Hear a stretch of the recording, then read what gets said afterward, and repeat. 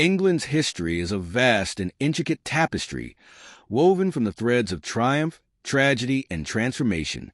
From the ancient Celts to the world-spanning empire, its story is one of power, innovation, and resilience. Let's travel back through the centuries to uncover how this remarkable land evolved into the England we know today. The ancient beginnings, Celtic roots and Roman conquest. Before England was England, it was a land of warring tribes, inhabited by the Celts. These fierce warriors and skilled farmers were spread across the island, living in fortified hill forts and weaving their culture into the land. By 55 BC, Julius Caesar arrived on England's shores, marking the first contact with the Roman Empire. Yet, it wasn't until 43 AD that the Romans truly invaded, establishing control over much of Britain. The Romans brought with them roads, cities, and the Pax Romana, an era of relative peace and stability. London, known as Londinium back then, became a thriving metropolis.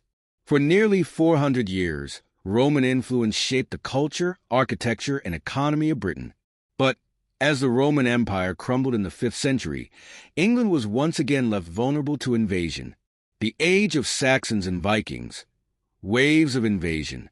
The fall of Rome was followed by the arrival of the Anglo-Saxons, tribes from northern Europe who made their homes in England. They laid the foundations for the England we recognize today, forming kingdoms like Wessex, Mercia, and Northumbria. However, their peace was short-lived.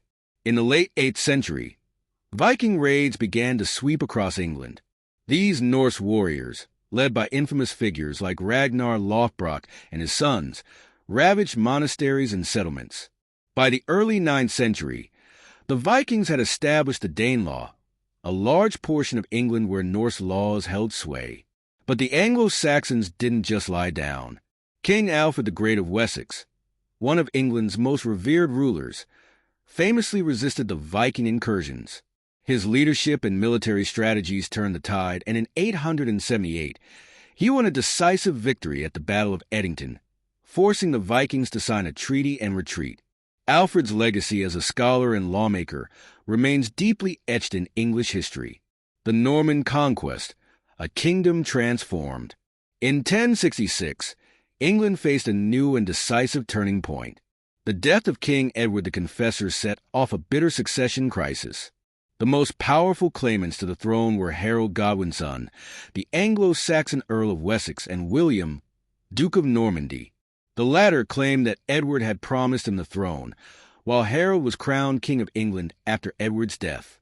William's response was swift. With a powerful army, he crossed the English Channel and met Harold at the Battle of Hastings. The outcome was devastating for the Anglo-Saxons. Harold was killed, and William was crowned King of England. The Norman conquest reshaped the entire country, as William imposed his rule and introduced a new feudal system. Castles sprang up across England, and the Domesday Book, an extensive survey of land and property, was compiled to ensure proper taxation. This marked the beginning of a new Anglo-Norman elite and the blending of Saxon and Norman cultures that would define England's future. The Plantagenets and the Wars of the Roses, a century of struggle. The 12th and 13th centuries saw the rise of the Plantagenet dynasty, which would rule England for over 300 years. Under Henry II, England expanded its territories across France, and the English monarchy became one of Europe's most powerful. However, Henry's reign was marked by constant conflict, notably with his close friend Thomas Becket, Archbishop of Canterbury, whose murder in 1170 shook the kingdom. The Plantagenet kings, including Richard the Lionheart and King John, are famous for their roles in both English and European history. It was John, however, who is most remembered for signing the Magna Carta in 1215, a document that limited royal power and laid the groundwork for English constitutional law. The centuries that followed were riddled with conflict, none more so than the Wars of the Roses, a brutal series of civil wars between two branches of the Plantagenet family, the Lancasters and the Yorks. The battle for the throne raged from 1455 to 1487, with iconic moments like the Battle of Bosworth, where Richard III was defeated by Henry Tudor. Henry VII. This victory marked the end of the Plantagenet line and the beginning of the Tudor dynasty. The Tudors and the birth of modern England. Perhaps no period in English history is as famous as the reign of the Tudors. Henry VII, having established the Tudor dynasty, ushered in a period of relative stability after the chaos of the Wars of the Roses. But it was his son, Henry VIII, who would leave an indelible mark on the nation. Known for his 6 marriages and his break with the Catholic Church, Henry's decision to form the Church of England in 1534 would have far-reaching consequences. The Reformation split the country from Rome and set the stage for centuries of religious upheaval. Henry's daughter, Elizabeth I, solidified the Tudor legacy. Her reign, often called the Elizabethan era, saw England emerge as a global power. The defeat of the Spanish Armada in 1588 established England as a dominant naval force, and the flourishing of the arts, embodied by figures like William Shakespeare, marked a cultural golden age. The English Civil War, Revolution and Restoration. As the Tudor dynasty faded with the death of Elizabeth I, the Stuart family took the throne. Tensions between the monarchy and Parliament, however, would soon ignite. King Charles I's belief in absolute monarchy clashed with the growing power of Parliament, and in 1642, the English Civil War broke out.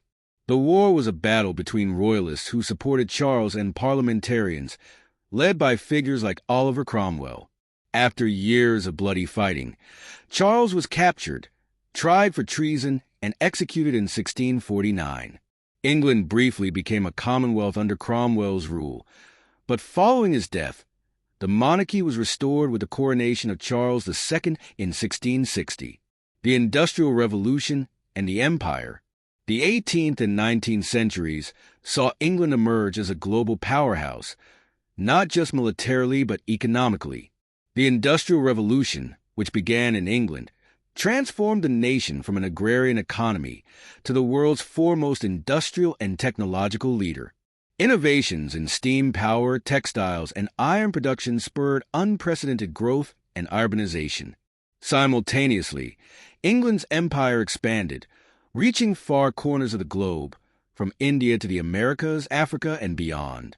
At its height, the British Empire controlled vast swathes of land and became the largest empire in history.